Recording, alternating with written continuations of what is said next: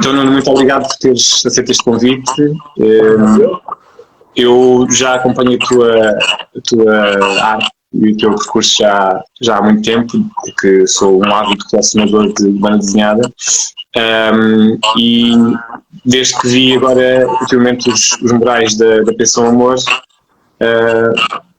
voltei a ter essa vontade de falar contigo e de perceber e de falar um bocadinho sobre esta questão que te leva a estar muito presente e muito ligada à área do erotismo, da sexualidade e dessa representação em termos de imagens e de histórias. E então, para começarmos, para quem não te conhece, eu gostava que tu te apresentasses a ti próprio e falasses um bocadinho do teu percurso. Antes de mais, obrigado, Simas, pelo convite. Tu, desde já há uns bons meses, acho que até mesmo antes do verão, me falaste nesta aventura, que não é uma aventura a dois, não é? É uma aventura em grupo, com gente, não é? O que é perigoso e excitante ao mesmo tempo, não é? Corremos sempre o risco de gostar, não é?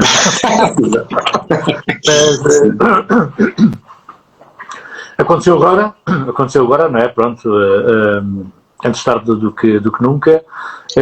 Chegámos até mesmo a pensar em fazer este direto a partir das pinturas murais, que teria sido também bastante divertido. Não durante a pintura mural propriamente dita, mas se calhar até mesmo nas escadas teria sido interessante.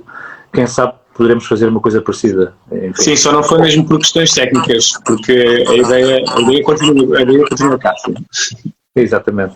Bom, falar de mim, apresentar, eu poderia dar horas, mas de uma forma muito sintética, muito decorrida. Dentro do universo do erotismo, mas eu não gosto muito não me sinto muito à vontade de focar o tema erotismo por si só como uma matéria única, ou uma espécie de uma ciência única que eu trabalho no desenho. Sim, faz muita coisa. Acabo por ser uma espécie de barman, um bar, a construir um cocktail com vários condimentos, sendo que, se calhar, o erotismo é o aspecto do copo, é o aspecto do cocktail, mas depois, quando vamos sorver desse cocktail, bebemos crítica social, política, humor, muito humor. Portanto, é destes condimentos que é feito todo este cocktail que trabalho, onde incluo também as variantes ligadas ao erotismo, que tu tão bem sabes, e sabes muito melhor do que eu. O erotismo tem múltiplas variantes, não é? E depois também falar do erotismo tem que ver muito com o local onde nos encontramos, não é? Falar sobre erotismo no Burkina Faso não é a mesma coisa que estar a falar de erotismo em Tóquio ou sei lá, enfim, em Kiev, na Eritreia, não é? Porque a ideia de erotismo tem muito que ver com o comportamento cultural, tem muito que ver com uma série de circunstâncias e também com épocas, não é? O erotismo da altura dos nossos pais, ou pelo menos na altura dos meus pais, nos anos 70, era outra coisa, se calhar era mais explosivo, mais cru. E era aí que eu queria chegar. É aí que eu começo a fazer os meus desenhos, aí é que eu começo a fazer muito puto, tinha pai tipo uns 8, 9 anos, completamente entusiasmado com as BDs proibidas que o meu pai trazia para casa, do género Charlie Hebdo, Charles Mensuel, queria dizer, os livros da Paulette, que eram desenhados pelo Pichard, e o argumento era do Volinsky. Toda aquela banda desenhada, todas aquelas BDs muito fortes, com um conteúdo erótico e também político, que eu não compreendia por ser muito jovem, influenciaram-me. E foram aquelas bandas desenhadas que depois foram passando, por exemplo, por Crepax, e depois do Crepax para Manara, que me levaram a desenhar muito a mulher. E também os portugueses, não é? Também Vilhena também. Vilhena também era uma daquelas revistas que ficavam escondidas em casa e que eu papava, não é? Que eu apanhava sempre. Portanto, há uma mistura de influências que eu apanho, mesmo antes de saber ler e escrever. Eu vejo aquilo tudo e fico fascinado, e ao mesmo tempo que fico fascinado também fico um bocadinho aterrorizado. Porque aquilo cria-me uma sensação estranha de uma criança, não diria excitação, não diria uma ereção, não é? Eu acho que nunca... Eu penso que a primeira ereção que eu tive ao ouvir uma banda desenhada terá sido, se calhar, até a ver uma coisa tão estranha, tão absurda como o beijo do Príncipe Valente numa princesa, numa donzela, à beira-mar, uma coisa completamente parva. Senti qualquer coisa em mim. És um romântico. Sou um romântico? Sim, sou. Acredito que sim. Serei um romântico, sim, e quero, não é de ser sempre. Mas aí está, o meu comportamento, vá lá, em relação ao desenho no erótico, vem desses anos, vem dos anos 70, desse tipo de banda desenhada que ainda era, apesar de vivermos em democracia, apesar do fascismo ter terminado, essas coisas ainda eram veladas, ainda existia um comportamento de trancas à porta em relação à literatura erótica, em relação à banda desenhada erótica ainda mais, e em relação ao cinema erótico também muito mesmo. E então toda a minha formação ao longo da minha juventude foi sempre feita com essa memória, e até que eu, com cerca de 20 anos, começo a publicar banda desenhada, e essa banda desenhada também era sempre... Tinha lives erotizantes, como por exemplo, sei lá, eu tenho aqui ao meu lado, eu já venho preparado, eu preparei-me. Sim. Desenhava este bonequinho que era o Zé Inocente, sim. que era a história de... Era uma banda desenhada de cerca de 60 e tal páginas, cada página era uma história curta, mas tinha uma sequência, as histórias eram todas sequenciadas e contavam a história de um bonequinho que era uma espécie de marginal suburbano, que tinha uma cara de pênis e com umas orelhas que eram testículos, e era um rockabilly que andava a tentar, cheio de estilo, a tentar conquistar e a tentar amar, mas não conseguia. Era um enorme trapalhão. Ele, ao fim e ao cabo, acabava por ser uma espécie de meu alter ego. Eu penso que tinha mais sucesso do que ele. Essas bandas desenhadas que eu fui fazendo nos anos 90, meados dos anos 90, levaram-me a publicar num jornal satírico chamado Fiel Inimigo. E é no Fiel Inimigo que eu conheço o Júlio Pinto.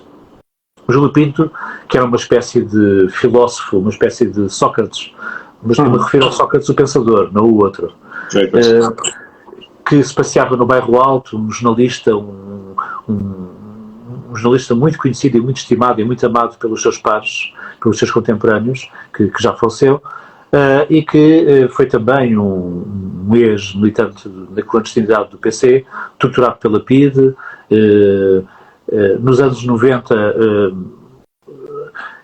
chateado, aborrecido também com o estado a que nós estávamos também a chegar, de costas voltadas para o PC também, e ele começa a fazer uma banda desenhada e convida-me para fazer uma banda desenhada que misturava política, erotismo e filosofia.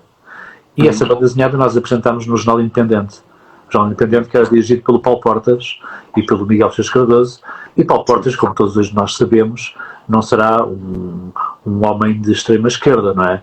Só que eles adoraram o projeto e acharam que o projeto tinha um potencial incrível, e não nos podemos esquecer, para quem sabe disso, quem se recorda, o Jornal Independente era um jornal que, apesar de se identificar como conservador de direita, a verdade é que era o jornal mais à esquerda que existia no panorama jornalístico à época. Era o jornal que fazia rolar cabeças. Foi o jornal que fez estremecer o Cavaco Silva. E essa banda desenhada foi publicada no Independente, na revista do Independente, e depois foi transformada em livro, e fizemos desta BD cerca de 5 edições. Cada dupla página contava também uma história. E eram histórias mesmo muito engraçadas, escritas por ele, não é? Era a cabeça de um homem que vinha dos anos 70, desenhada por um jovem do Bairro Alto dos anos 90, que só queria saber do frágil. E, portanto, essa roupagem, essa decoração que eu fui fazendo, vestiu o modo de agir, o modo de pensar de personagens que vinham da cabeça de um homem que conheceu um bairro alto completamente diferente do meu bairro alto. O bairro alto do Júlio era o bairro alto das putas, dos jornais, das tascas de má fama. Ou seja, o cocktail foi fantástico mesmo. E foram feitas inúmeras bandas desenhadas. A partir daí, pronto, e para daí fui continuando a fazer muito trabalho à volta do erotismo e criei uma marca, não é? Uma espécie de, enfim, uma pele que eu não consigo tirar, por mais que suave. Por exemplo, muito dificilmente uma editora ligada à publicação infantil-juvenil me convida para fazer alguma coisa, porque eu estou de tal forma agarrado a esta coisa, esta marca, esta imagem de marca do erotismo, que não há hipótese. Não há hipótese. Sim, mas estavas a dizer em relação ao erotismo ser diferente em vários sítios, em vários países, em vários contextos. O contexto tem influencia muito o erotismo, sim, mas na verdade o que eu acho, ou o que eu considero erótico, é tudo aquilo que nos excita, seja o que for, porque há coisas que nos excitam, como estavas a dizer há bocadinho, uma coisa que te excitou foi uma coisa super romântica.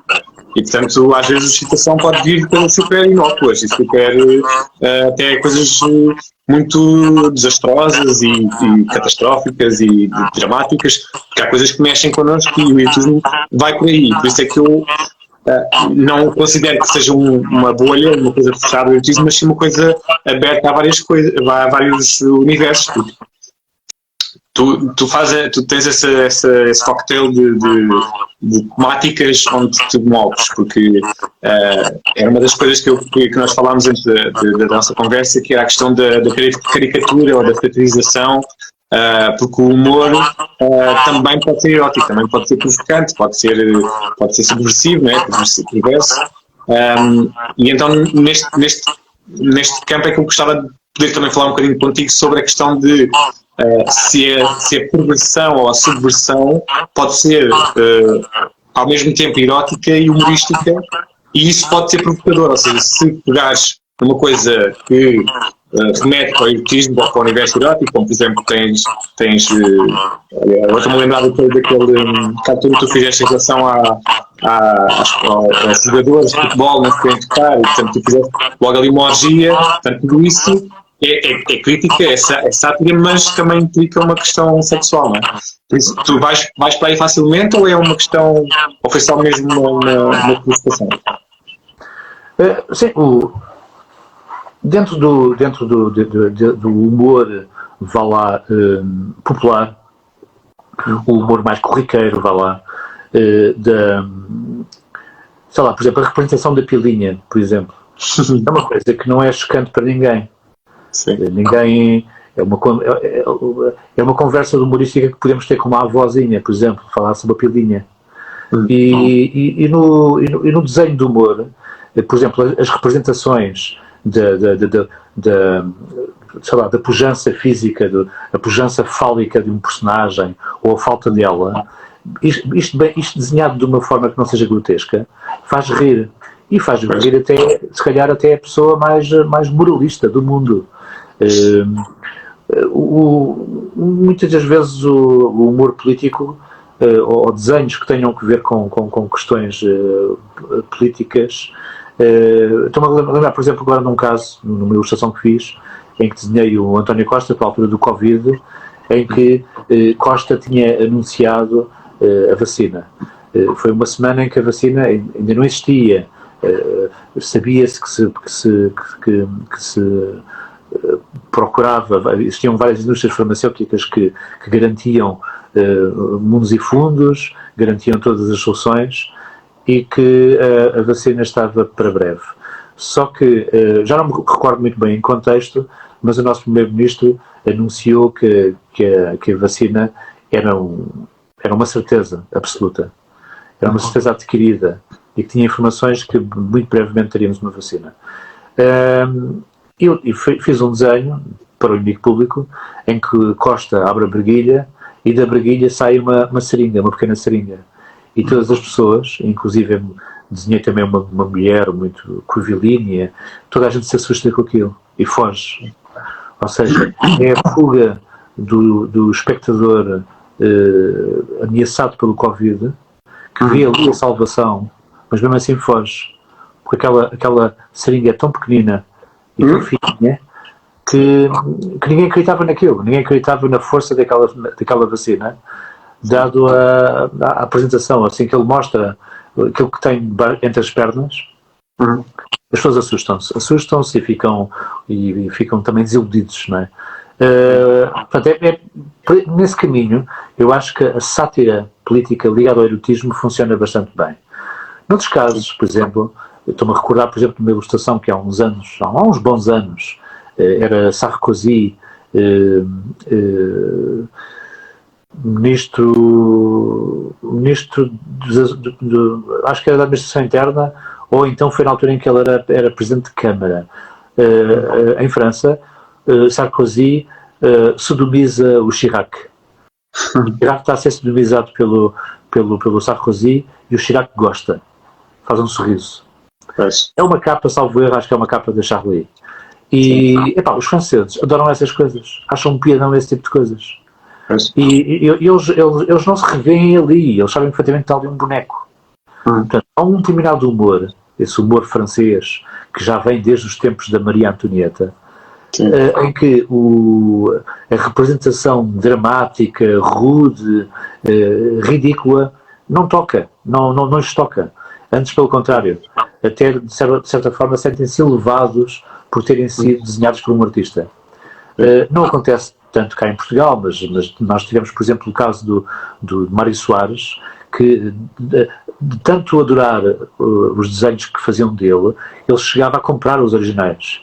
Por exemplo, o museu, ali frente à Assembleia da República, o museu da Fundação João Soares, tem uma série de desenhos que foram compradas pelo filho, não é? Refiro-me a João Soares pai e não o filho do Mário Soares.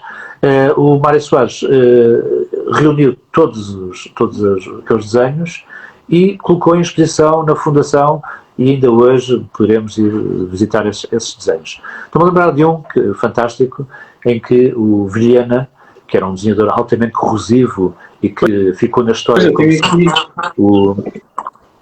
o Vilhena ficou na história como sendo um cartunista que foi perseguido pela PIDE, foi molestado na altura do Estado Novo e depois, em democracia, também foi parar à polícia e também foi parar aos tribunais. Pois, exato. Vou só aqui buscar. Mas continua. Sim. Esse cartoon que me estou a referir, esse desenho que me estou a referir, é um desenho que é fartar de rir mesmo, em que vemos a representação da República, a República que levanta as saias e mostra o rabo, e o rabo são as bochechas, é o Mário Soares, é a cara de Soares nas nádegas da República. E Soares adorou aquilo, fartou-se de rir e comprou o original. E há um sem número de... Olha, tens aqui uma... Exatamente, sim. Legal, aberta. Sim. Isto é uma compilação. Não? Isto também tem a questão da religião, também mexe muito com... os padres. E também está muito ligada também ao erotismo. Né? Eu hoje publiquei uns desenhos teus que também tinham essa relação da igreja e da sexualidade. Sim. E isso é muito... Tu talvez sentiste algum tipo de censura, ou alguma vez sentiste que nem podias fazer alguma coisa? Não. Já agora deixa-me dizer-te que houve um cartunista que para mim é talvez dos cartunistas mais brilhantes, que faleceu há poucos anos, o Augusto Cid. O Augusto Cid, que era um homem que não se perfilava nesta ideia que nós... É uma ideia um bocado estereotipada, de que todos os artistas são de esquerda. Todos os cartunistas são de esquerda. Ele era um homem de direita, um homem que não acreditava aliás, ele nem acreditava nos partidos políticos. Ele ficou muito desiludido quando foi do desaparecimento de Sá Carneiro, que ele idolatrava, e da Senudo de Cassis, que até desconfio que fosse mais do que paixão política, não é? O Agostinho trabalhou durante muito tempo na Dom Quixote com a Senu Cassis, e foi o criador do logotipo do PPD-PSD, daquelas 3 setinhas. E foi um homem que depois passou a ficar bastante desiludido também com a vida político-partidária, mas ele não se perfilava. Mas ele tinha ódio de estimação, havia um ódio de estimação que ele tinha, que desenhava de uma forma muito agressiva, mas o visado nunca se chateou com ele. O caso do Pinto Balsemão. Ele desenhava o Pinto Balsemão, ele achava que o Pinto Balsemão era de tal forma uma figura sem alma, que era só sorriso, era uma figura plastificada, que, à sua época, que desenhava um ovo com uma brilhantina, com cabelo assim em gel, e era só o ovo, mais nada, e de repente, de vez em quando, aparecia um sorriso. Ou seja, era uma personagem inexpressiva, sem alma. Uma outra personagem, uma outra figura política que foi alvo do Augusto Cid, o presidente Yanes. O general Yanes, foi sempre gozado e atacado para Augusto Cid. E ele não gostou disso, não gostava disso, e fazia questão de o firmar. Portanto, foi um caso raro de um político português, se calhar por ser militar, não é, de origem, que não gostava de se ver desenhado pelos outros. Em relação à Igreja, a Igreja não é a Igreja que os nossos avós ou os nossos pais conheceram hoje em dia, a grande Igreja, não é? Eu tenho uma certa antipatia pela Igreja Apostólica Romana só por causa de uma coisa, mas só por causa de uma coisa, porque acho de uma grande arrogância uma empresa resolver fazer a gestão da fé dos outros. Acho que a ideia de Deus é uma coisa tão íntima, tão nossa, tão emotiva, que não precisamos de uma empresa que faça a gestão da nossa fé. Isto para quem acredita, e depois também, isto é uma conversa, enfim, falarmos de Deus, a ideia de Deus, não é? A minha ideia de Deus pode ser completamente diferente da ideia que tu poderás ter de um Deus. Mas a Igreja, neste momento, não tem tantas armas, é uma empresa muito mais despida de poderio. A Igreja não ataca, não confronta. E acho isso muito inteligente e muito interessante que não o faça. Sim, também cada vez mais se descobrem alguns telhados de vidro que depois não permitem ter a altura moral para depois culpabilizar os outros, né, de algumas ações. A Igreja joga muito com os seus silêncios, joga muito com os silêncios, não é? E é, de certa forma, uma forma de autodefesa. Todos os cartões que eu fiz contra a Igreja, que foram muitos ao longo de toda a minha vida, eu antes até mesmo de publicar, já fazia coisas a brincar com os padres, a gozar com os padres. Nunca tive uma grande simpatia por alguns padres, não por todos. Tenho alguns amigos padres e que são bem porreiros e muito inteligentes, mas eu fiquei muito aborrecido, eu e todos nós, sobre o disparate, a fortuna que foi gasta para recebermos as Jornadas da Juventude. As Jornadas da Juventude, no antes e no durante. Eu fui daqueles que não saiu de Lisboa. Eu não saí de Lisboa, fiquei por cá. Ok, é verdade que não foi aquele caos que toda a gente esperava que fosse. No entanto, existiam zonas que foram absolutamente caóticas, e para quem anda de metro, como eu ando de metro, ando de transportes públicos, e na altura eu estava, curiosamente, na altura das Jornadas da Juventude, estava eu a fazer aquela pintura mural sem moral, sem ó, e deparava-me com todos aqueles peregrinos, e eram aos milhares, que passavam ali pela zona do Castro de Dré. Ou seja, determinadas zonas de Lisboa foram absolutamente caóticas, não se conseguia passear, não se conseguia andar, e depois também foi desastroso para a restauração. Esperava-se que fosse bom para o comércio, também não o foi, e o metro estava sempre entupido, portanto foi desastroso. As Jornadas da Juventude foram desastrosas. E depois a questão da pedofilia, a questão permanente, não é? Irresolúvel, que não se resolve e que também não se define, que é esta questão dos padres pedófilos, que são muitos, são demasiados, e que isto ainda não, pronto, que ainda não percebemos quantos são, o que fizeram, e não vão a tribunal, não é? Não vão a tribunal. Há um tribunal eclesiástico que ninguém sabe muito bem como é que funciona, e foi a partir desses temas todos que eu resolvi fazer uma série de cartoons sobre o assunto. Fui atacado, é certo, mas fui atacado por fiéis, não pela Igreja.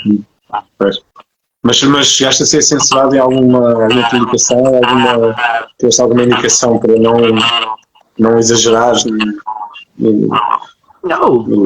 comentário? Eu sou um tanto ou quanto autocrítico, autocensor no que diz respeito a publicações de espaços onde trabalham várias pessoas.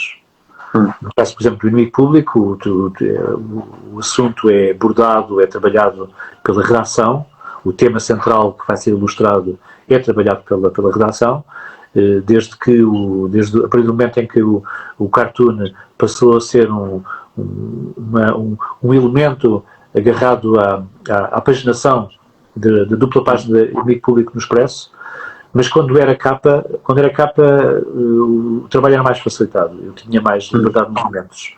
Agora não, tenho que seguir um tema central criado pela redação que é uma redação muito pequena, uma redação de 3, 4 pessoas, do Inimigo Público. E o Luís Pedro Nunes liga-me, telefona-me todas as quartas-feiras para ensaiarmos o cartoon.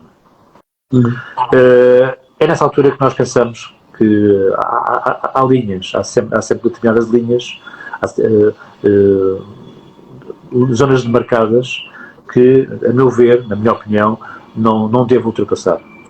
Não devo ultrapassar porque não quero perigar ou fazer perigar um projeto. Agora, e podes dizer quais são? Ou são sempre notáveis ou algumas definidas? Às vezes há desenhos que podem ser um tanto ou quanto de mau gosto, não sei. Então é mais uma questão de mau gosto. Muitas vezes é uma questão estética, muitas vezes mesmo é uma questão estética, outras vezes são questões de comportamentos ou de consequências do visado. Consequências que podem surgir a partir do visado. Eu não tenho problemas nenhuns, nós não temos problemas nenhuns em representar aquele político que me recusa dizer o nome, daquele partido que também me recusa dizer o nome, como um sapo de loiça. Porque o sapo de loiça é o objeto que na é o objeto repugnante, repelente, que sonha, não é? Que dá azar. Portanto, e que o sapo de loiça é um objeto absolutamente racista, não é? Que ainda muita restauração e muitos comerciantes em Portugal teimam em colocar à entrada. E não só, em prédios também, edifícios. Em prédios e edifícios. Há muitos que se calhar nem se percebem do seu real significado. Portanto, não é aí que reside a fronteira do limite, não é? Os limites. Noutros casos, por exemplo, na minha opinião, eu não posso falar pela redação do Inimigo, mas, a meu ver, sei lá, por exemplo, a questão, voltando outra vez à questão da fé, não me chateia nada estar a pegar na Igreja como objeto, como alvo nos meus cartoons. Mas já a fé, a ideia de fé, a crença em algum Deus, eu tenho algumas dificuldades, mas sei perfeitamente que isto é uma opinião muito minha. Outros colegas meus cartunistas não são absolutamente nada desta opinião. Aliás, até se chateiam às vezes comigo quando eu digo que a liberdade criativa tem nuances. As coisas não são absolutas, não tem que ser. Nós não temos que nos lançar à toa sobre um tema só porque temos plenos direitos em relação à liberdade de imprensa, à liberdade criativa. Sim. Temos que ser nós próprios a ditar essas fronteiras. Tu acreditas nisso? Acreditas que é melhor sermos nós próprios individualmente a ditar do que haver uma regra geral? Sim, isso absolutamente. Não sou absolutamente contra qualquer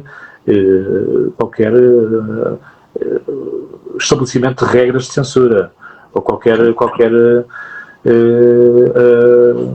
demarcação dada por um uma entidade.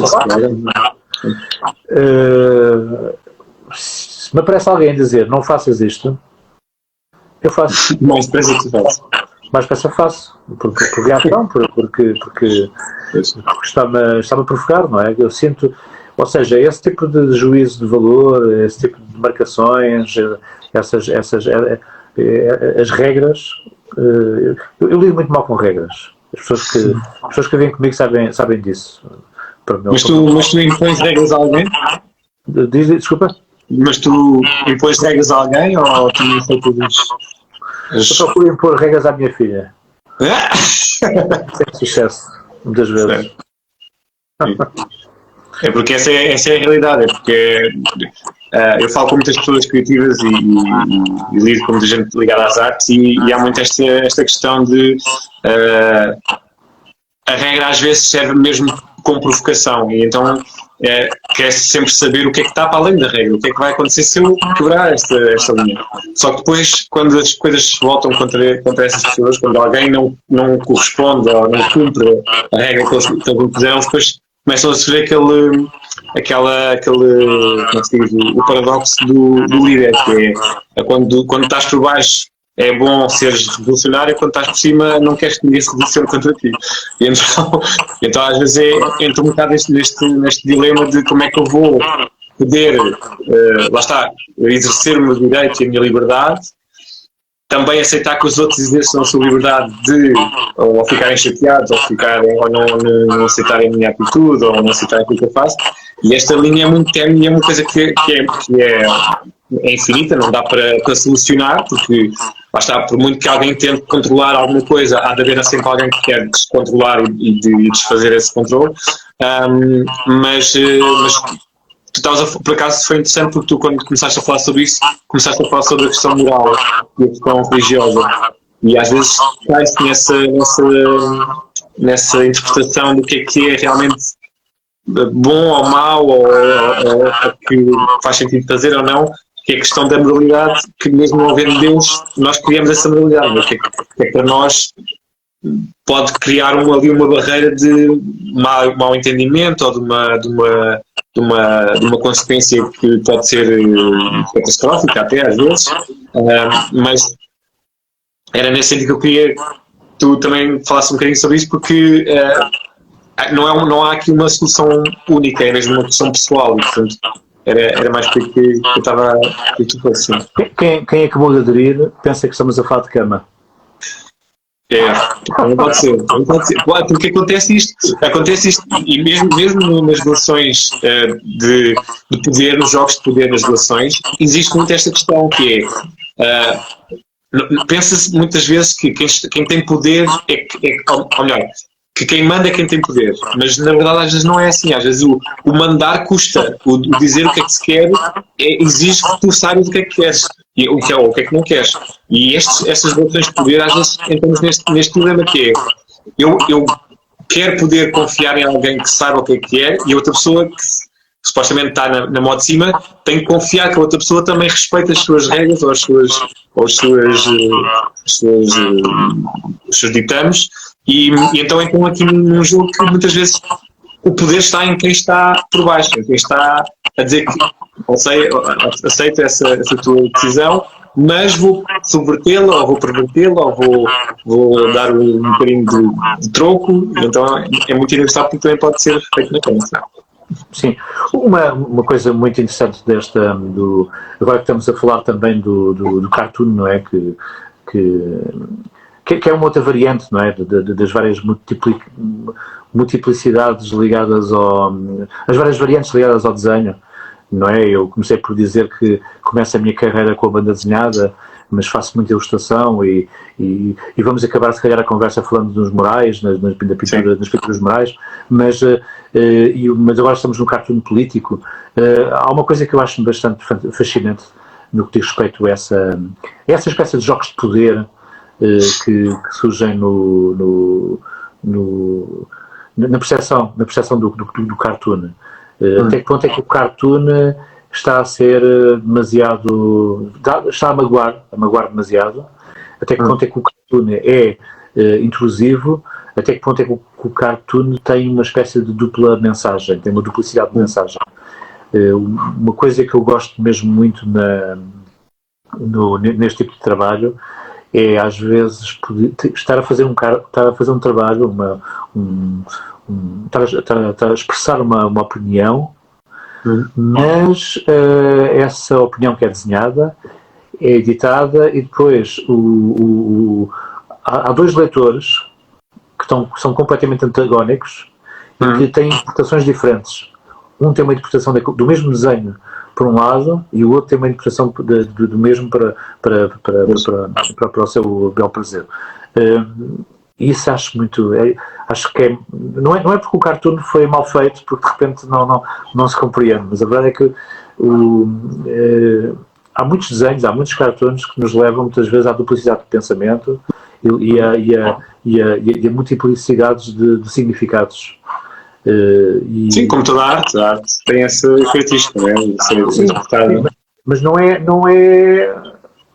isso não deve não é uma exigência do cartoon. O cartoon, à partida, tem que ser imediato, tem que ser uma coisa que... Aliás, o melhor cartoon é aquele cartoon que não tem símbolos escritos, não tem códigos imediatos, não tem legendas, não é? Compreende logo imediatamente, que percebe logo. Mas aqueles que têm mistérios, e aí a palavra mistério, que eu acho que tem muito que ver também com o erotismo, é a palavra que de certa forma faz a grande diferença entre o erotismo e os lives de pornografia, não é? O sexo corredor e o corpo escancarado, e por outro lado o erotismo, a mulher ou o homem, não é? Que revela qualquer coisa, que nos mostra qualquer coisa, não é? A pessoa pode estar completamente vestida, pode ter, mas depois pode haver ali qualquer coisa, ali um super erotismo, não é? Por vezes, o erotismo às vezes até pode ser mesmo silencioso, pode ser às escuras, um perfume, um ligeiro, sei lá, um odor, um som, pode ser erótico, um som, qualquer coisa, uma brisa que passa, não é? Uma brisa que passa. Havia por acaso, não sei se viste há uns tempos uma reportagem sobre uma mulher que tinha muitos orgasmos, ela dizia, basta uma brisa.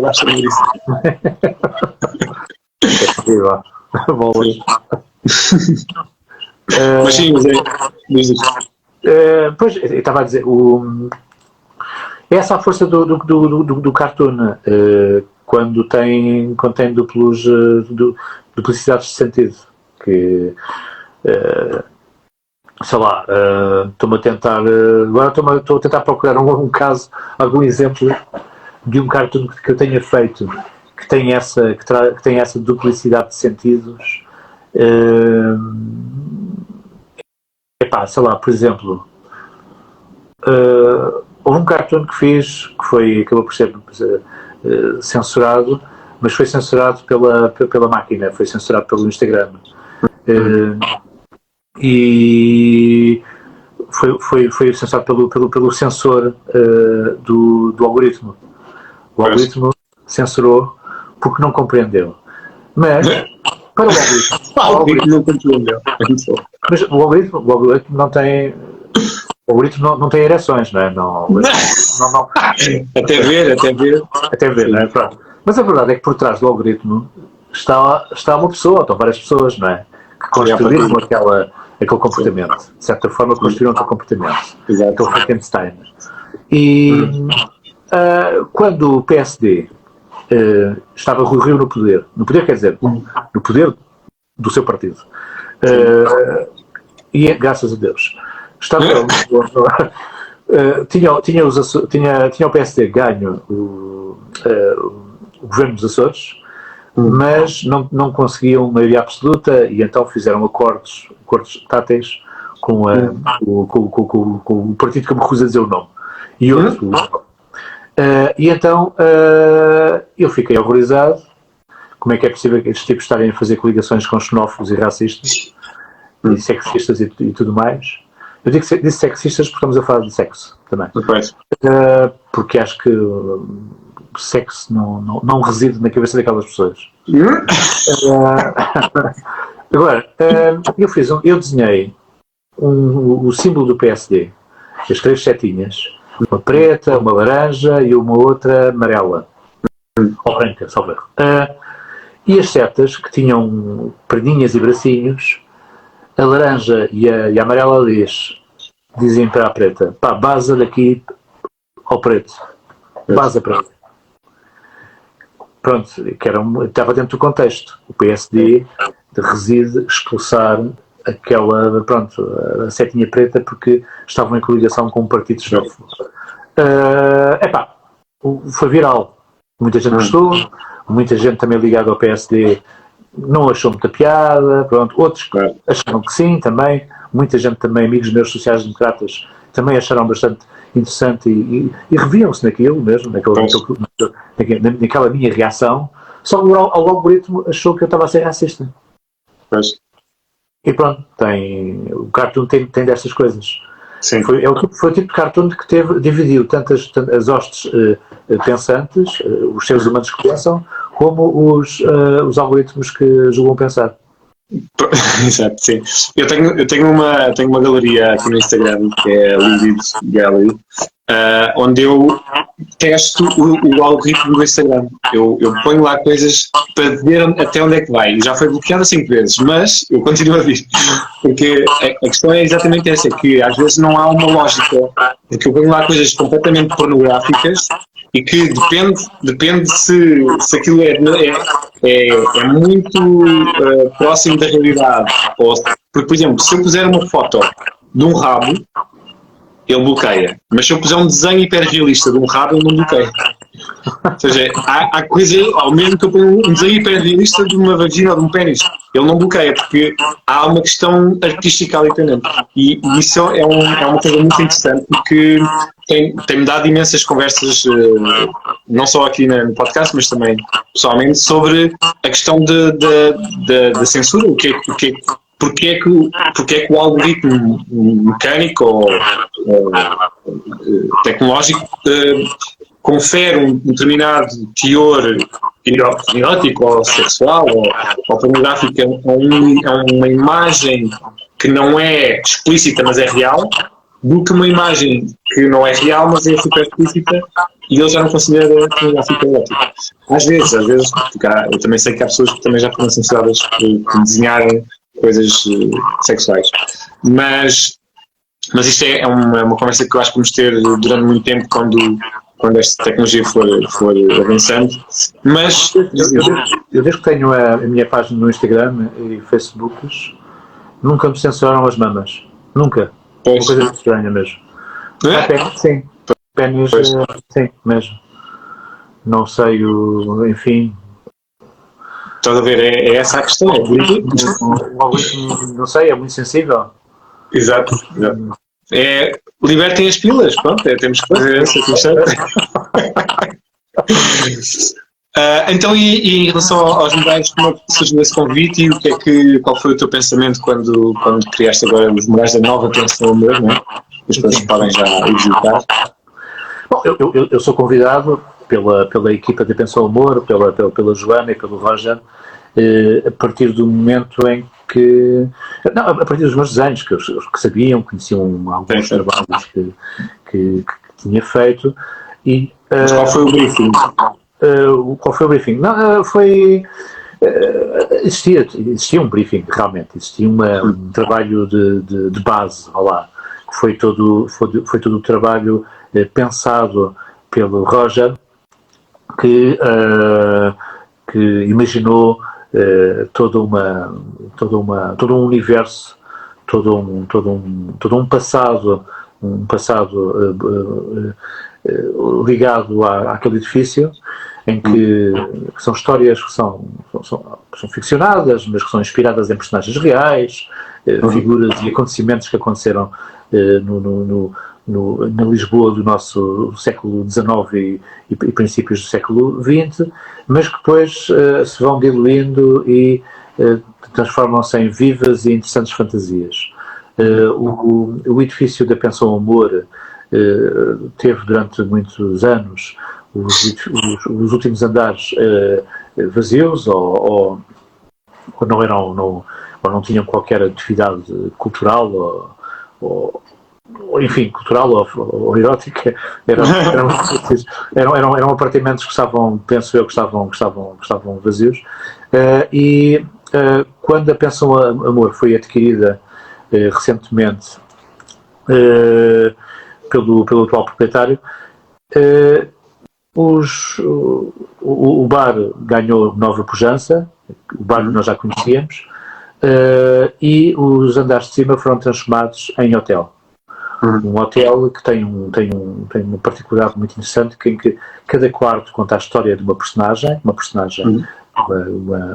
uma menina, mas não apenas uma menina, às vezes há uma madame, uma mulher forte, aliás, todas elas são mulheres fortes e mulheres que de garra, portanto a mulher não é ali tornada objeto, antes pelo contrário, é tornada heroína, personagem forte e aguerrida, com personalidade, com caráter e com um passado, e esse passado é contado em cada quarto. E cada quarto tem gadgets e tem coisas ligadas ao ato sexual. Quem não conhece, convido a visitarem a Pensão Amor e passarem lá uma noite. As câmeras estão todas artilhadas. Pronto, aquilo é muito engraçado. Não quero estar agora aqui a estragar a surpresa, mas cada quarto tem uma decoração própria e tem Conta-me uma história.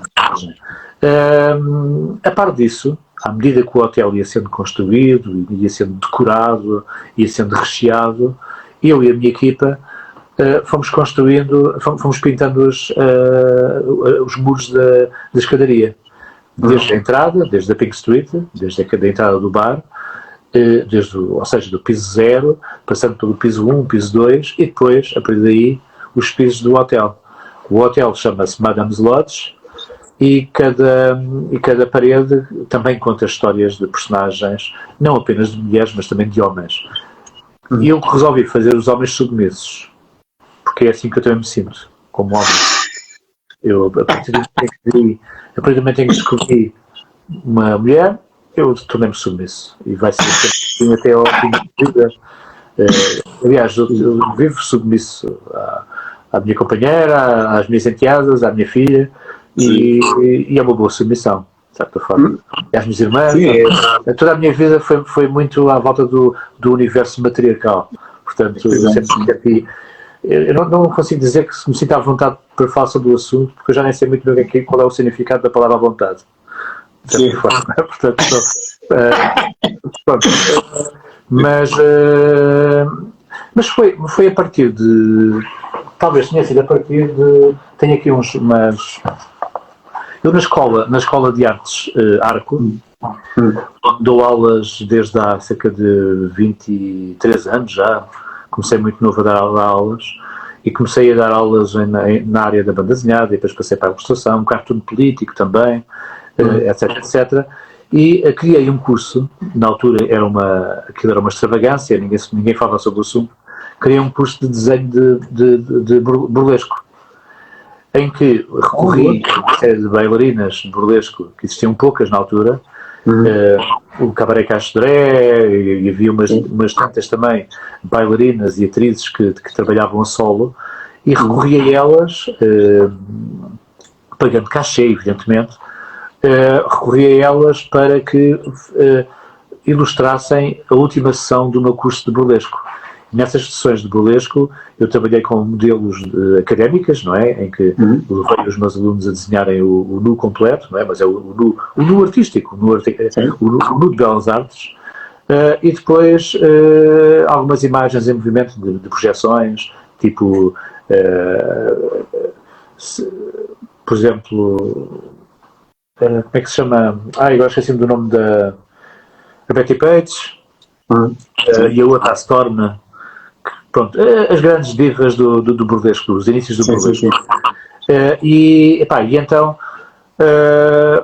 os alunos foram desenhando aquilo e depois no final saímos do arco e íamos até casas que hoje infelizmente já não existem, no Intendente, íamos para aquelas casas que eram do Piorio, que me tinham medo, mas curiosamente eu entrava lá dentro com as bailarinas cheias de malinhas, com os seus gadgets, com os seus costumes, e os meus alunos, e aquela malta todo aquele pessoal disparava, e assustavam-se com o nosso pessoal e saíam dali.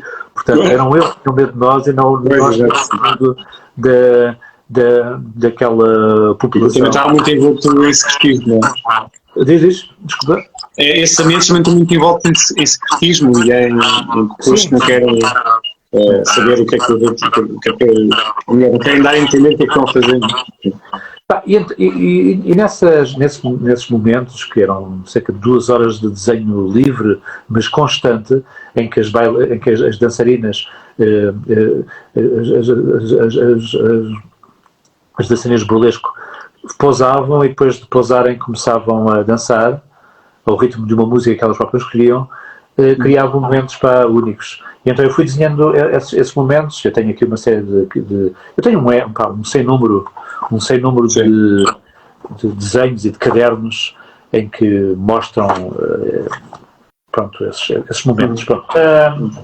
E então e foi a partir desses trabalhos, de mulheres em um universo burlesco, mulheres, mas também homens, também desenhei muitos homens também, na altura não no contexto burlesco, muito embora tenha pensado, e em o fazer também, em ir finalmente ao Garage Novas e procurar também desenhar as estrelas do travesti, e para também romper este estereótipo de que o burlesco é só a mulher, não é, foi a partir destes desenhos que eu comecei a ganhar alguma estaleca e nesta coisa do desenho da mulher da noite, e então a partir destes desenhos foi mais fácil para mim trabalhar os desenhos em grande escala. Eu recuso a ideia de que sou um artista da street art ou da urban art, porque não me revejo assim, não é? Porque eu acho que há determinados códigos que eu não domino.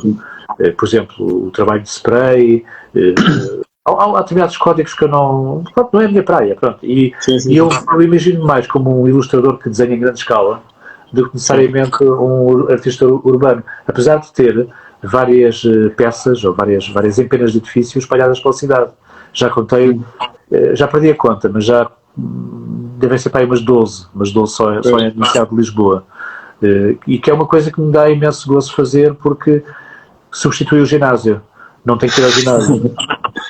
Eu cheguei a uma idade em que começo a ter assim uma certa barriguita e então os escadotes, os andaimes e tudo, é muito fixe, e então é sempre bom para manter uma certa forma física. Mas como é que te lembraste de fazer isso? Foste também convidado ou lembraste de... Fui convidado. Fui convidado e pediram-me, evidentemente, nestas coisas pedem-me sempre, associados ao orçamento, os desenhos preparativos. Eu garanti que ia apresentar todos os desenhos antes de começar a pintar, todos os desenhos do andar de cima a baixo, disparate, claro que não, seria praticamente impossível. Apresentei os primeiros pisos, apresentei os esboços, sendo que eu tenho aqui, penso que tenho aqui neste... Sim. Pronto, tenho aqui os desenhos algumas fotografias de desenhos que fui fazendo. Aliás, estou aqui a mostrar fotografias e não os desenhos, mas os desenhos tenho alguns.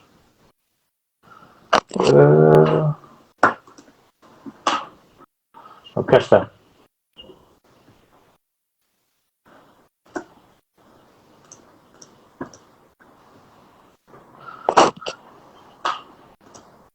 Este aqui está ao contrário, mas pronto, dá para perceber mais ou menos.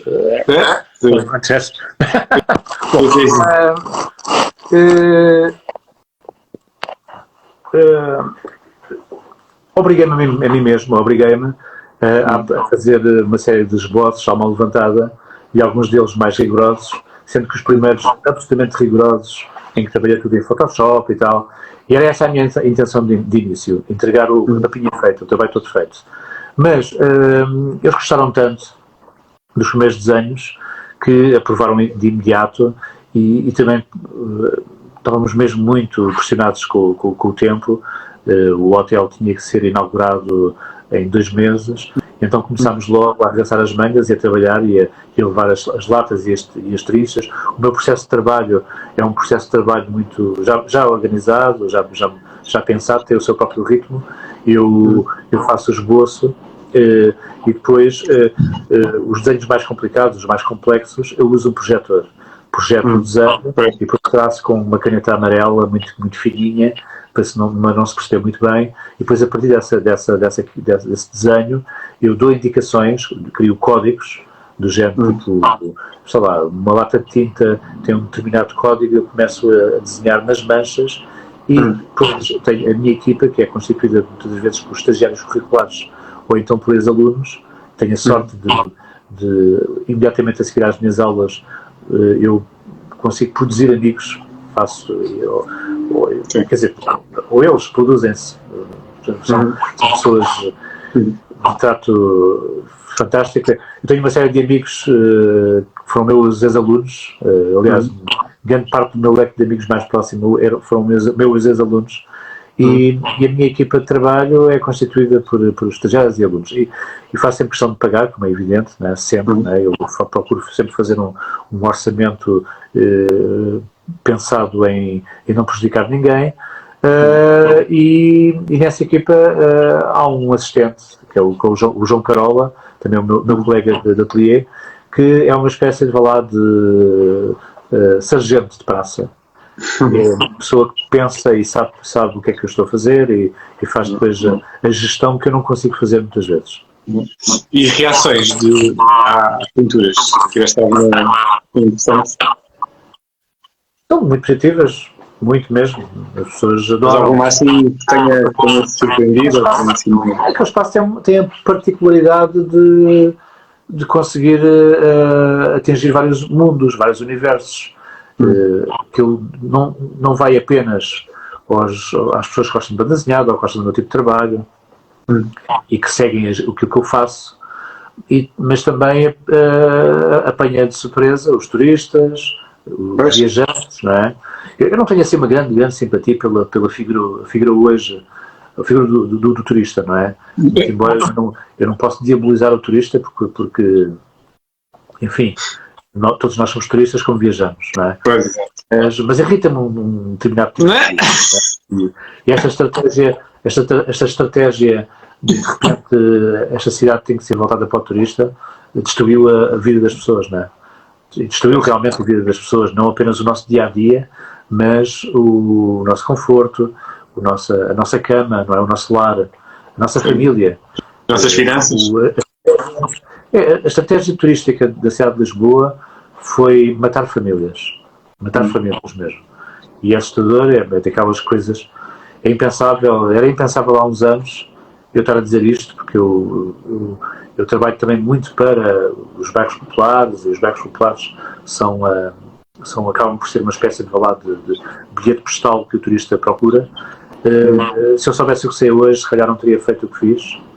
Não teria feito tanta propaganda e tanto desenho à volta do fado e das festas de Lisboa, mas a verdade é que ainda continuo a amar a minha cidade e quero acreditar que existem lisboetas.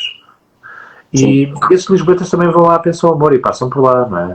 Eu vou ao bar da Pensão Amor, não vou muitas vezes, mas quando lá vou ainda encontro alguns portugueses.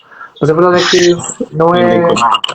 Pronto, a partir do momento em que nós temos ali uma artéria da cidade que se chama Pink Street, não é? Está tudo dito. Estragado. Mas seja como for, há ali imensos espaços que ainda são espaços para os portugueses conviverem com os viajantes. Sim. Eu gosto da figura do viajante, não tanto da figura estereotipada do turista. Sim, percebo isso. Mas são sempre fantásticas mesmo muito boas, e consequências disso encontro-as em trabalhos fotográficos. Há um sem número de amigos e pessoas que eu não conhecia que se propõem a ir lá fotografar o espaço comigo ao lado. E, portanto, está aí, acho que é onde reside a consequência feliz deste trabalho também.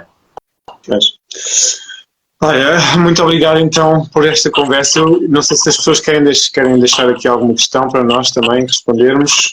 Thaís diz que Lisboa é a minha paixão dela. Não sei se tens mais alguma coisa que gostarias de dizer. Eu acho que as pessoas devem acompanhar o teu trabalho na tua página e no teu site, né? Tens um site também? Não tenho site. A minha vida, frenética não me permite que construa um site, mas tenho uma loja virtual. Tenho uma loja virtual cujo link já nem me lembro, acredita? Está na tua bio do Instagram. Está na tua bio do Instagram, acho. Está na minha bio do Instagram, portanto, o meu trabalho é praticamente divulgado, tipo, hora a hora quase, diariamente, no Instagram e também, por consequência, no Facebook. Deixa-me dizer-te uma coisa, eu acho que é uma questão que sempre me assola, que tu acabaste por não me dizer, mas certamente que estavas preparado para me perguntar sobre o futuro como é que eu vejo o futuro em temas ligados ao erótico, não é? Visto sim. Há cada vez mais politicamente correto, e o politicamente correto persegue-nos cada vez mais e está cada vez mais bem articulado, não é? Acompanhado por grandes advogados. Nos Estados Unidos, por exemplo, é muito difícil trabalhar porque podemos ser acusados de alguma coisa. Mas já agora deixa-me só acrescentar uma provocação nessa pergunta, porque eu não ia fazer essa pergunta agora, porque é uma pergunta que vai dar muito para falar, mas quando nós falamos do politicamente correto, normalmente nós falamos numa questão, como estávamos a falar um bocadinho, uma visão um bocadinho conservadora da realidade, um bocadinho da direita, não é? Que nós tínhamos essa visão de quem castrava, ou quem censurava, ou quem impunha os limites do que é correto e não é correto, teria a ver mais com o conservadorismo, com a religião, com todas essas entidades que controlavam a sociedade. Mas hoje em dia vê-se este controle um bocadinho do lado também mais liberal da sociedade. Ou seja, há uma exigência de retidão que se exige para não afetar a diversidade, digamos assim. Portanto, é curioso ver essa mudança agora, porque é essa mudança que está a acontecer neste momento. E então, sim, podes falar sobre isso. O temor de magoar alguém, de ferir alguém. É um pensamento que, curiosamente, vem das pessoas que tinham pensamentos libertários, e eu tenho, não é? Pois, exato. É que a Gênesis é igual, tenho mais dificuldade em abordar determinados assuntos com os meus amigos de esquerda do que com os meus amigos de direita, que os tenho. Desculpa. Tenho mais dificuldade em discutir determinados assuntos com os meus amigos de esquerda do que, muitas vezes, com os meus amigos de direita, que os também tenho, e são bastantes.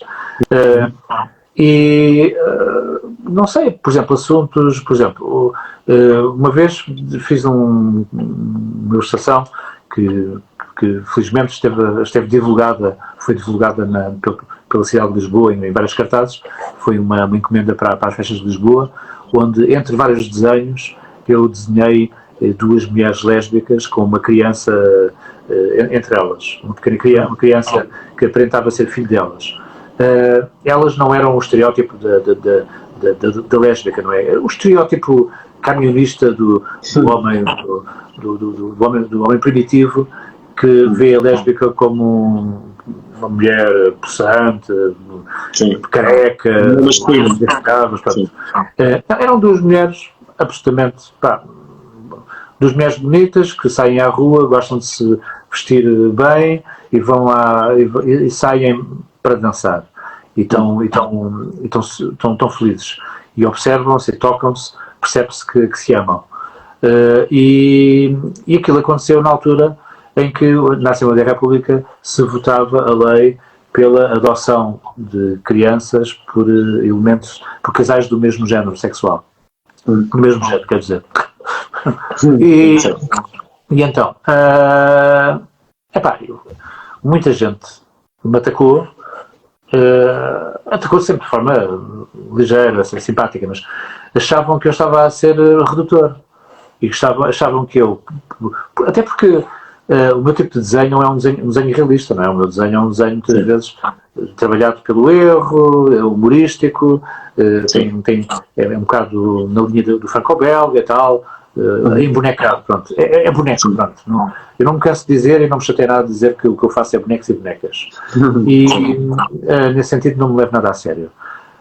E então, quando estou a fazer aquilo, há pessoal que acha que eu estou a caricaturizar e que estou a ridicularizar e que estou aí pela sátira feia, estou a reduzir a pessoa, a reduzir o elemento. E não é verdade, não é verdade mesmo. Em vez de questionarem a questão, o facto de estás a falar sobre a adoção de casais do mesmo sexo, questionam-te pelo facto de estás a caricaturar os casais do mesmo sexo. Sim. Uma vez também desenhei uma mulher africana, uma angolana, que já é um bocado antigo, e que não fui atacado, mas fui chamar a atenção por um movimento feminista e o feminismo, como tu sabes, não é? Tem várias molduras, não é? Também várias há um corporativismo à volta do feminismo que é completamente diferente de uma ideia se calhar saudável, digamos, o feminismo, ou o feminismo no início do século XX era completamente diferente do feminismo da década de 70 e hoje também completamente diferente. E então desenhei uma mulher africana que muito redonda, muito curvilinha, grande bunda mesmo, assim, mas uma mulher orgulhosa do seu corpo e que se passeava junto de um português absolutamente ridículo, bigodaça, um tuga, que estava todo contente com a cervejinha na mão e que ele estava também, ele era ridículo, era mesmo muito pequenino, miserável, e que estava com uma cerveja, todo contente, e ela estava com uma roupa que lembrava as cores de Angola. E fiz esse desenho por causa de um jogo de futebol da equipa angolana, no próprio do Mundial de Futebol, Angola contra Portugal. E era uma história era um desenho de paixão, era uma paixão, não era... Antes, pelo contrário, se existia ali alguém que estava a ridicularizar o outro, era a mulher angolana a ridicularizar o pobre do Portuguesinho. Mas, pronto, as feministas não gostaram do que viram. Mas eu gosto depois de discutir o assunto e obviamente que procuro discutir o assunto com quem me chamou a atenção. Então como é que tu vês o futuro? Eu vejo o futuro de uma forma risonha, de certa forma. Eu sou otimista em relação ao futuro do cartunista ou do desenhador. Do desenhador do social, não é? Eu acho que Portugal não é refém, ou este país, ou as indústrias, as empresas, as administrações, ainda não são reféns de poderosos lobbies, como por exemplo o lobby judaico, que reside em França e nos Estados Unidos da América, ou então um comportamento de castigado, de autoflagelação, que é o comportamento neste momento da Alemanha, em que hoje em dia ninguém pode dizer nada sobre Israel, que são logo antissemitas, não é? A Alemanha está a cancelar tudo o que é atividade cultural que ponha em causa o que está a acontecer neste momento na faixa de Gaza. E nós não chegámos a esse ponto. O humor é livre, o pensamento é livre, nós podemos, se calhar, ouvir algumas bocas do Ministro da Administração Interna, que se calhar há de ser o próximo líder do PS, ou quiçá Primeiro-Ministro, eu sinceramente espero que não, a dizer que há um cartoon que ataca as polícias, não é? Mas não vai para além disso, não é? A RTP, quando faz passar um spam cartoon que o Ministro da Administração Interna não gosta, isso não vai, enfim, não vai deixar, as coisas estremecem, não é? Mas não existe censura. Nós não estamos a ser presos, não estamos a ser perseguidos, não estamos a ser cancelados. E acredito que este país, apesar de tudo, apesar de o criticarmos, apesar de criticarmos o nosso Presidente Marcelo, o nosso Primeiro-Ministro, a oposição frágil e muitas vezes inexistente, apesar de tudo isto, somos felizes e vivemos no melhor dos mundos. E nesse sentido sou muito otimista. Pronto, olha, então ficamos com essa visão otimista do futuro, que eu não quero estragar, por isso vamos ficar assim com essa visão fixe. Foi mesmo um prazer enorme poder falar contigo e vou continuar a acompanhar o teu trabalho, obviamente, a ver se a gente consegue encontrar-se pessoalmente um dia destes. Não sei se queres responder aqui mais a esta questão da Thaís, a perguntar quais são os cartunistas da arte erótica favoritos. Se tens alguns? São aqueles artistas do Camboja que ninguém sabe quem são. Exato. É esse que descubram. Foi no Camboja, não foi aquele templo que foi descoberto no meio da selva? Sim. Mas com uma arte erótica, uma coisa... Exato. Não, eu acho que os artistas mais fascinantes da arte erótica são os antigos. Sim. Não é? São aqueles contemporâneos do ai, como é que se chama? Eu esqueci-me o nome do desenhador das estampas japonesas. Dessas alturas? Agora deu-me uma branca, para isso. Bom, da Idade Média? Dizes? Da Idade Média? Não. Os japoneses do século XIX. Do século XIX, os melhores artistas do erótico, se calhar até são os asiáticos. Mas os antigos, não é? Os antigos. Os do século XIX, XVIII. Mas já agora uma última pergunta. Tu achas que a opressão cria melhor... Referi-me ao Okuzai. Sim. Tu achas que a opressão cria mais... como é que eu ia dizer, originalidade ou mais ideias revolucionárias dentro do cartoon e dentro da arte? Ou achas que viver em liberdade é melhor para se poder expandir as ideias? Essa ideia da liberdade é uma falácia, não é? Porque uma coisa é nós estamos, enfim, a viver em liberdade, a nossa liberdade, mas pelo simples facto de sabermos que a milhares de quilómetros vivem pessoas que estão em ditadura, ou que estão a ser bombardeadas, ou que estão a ser atacadas pela censura, ou detidas porque de repente expressam a sua opinião, aí sim. Isso é um ato mais revolucionário. Temos que ser ativistas e militantes, não é? Eu acho que a partir do momento em que estamos a fazer cartoon político, nós não podemos nunca arregaçar as mangas e devemos observar o que está à nossa volta. E se a nossa casa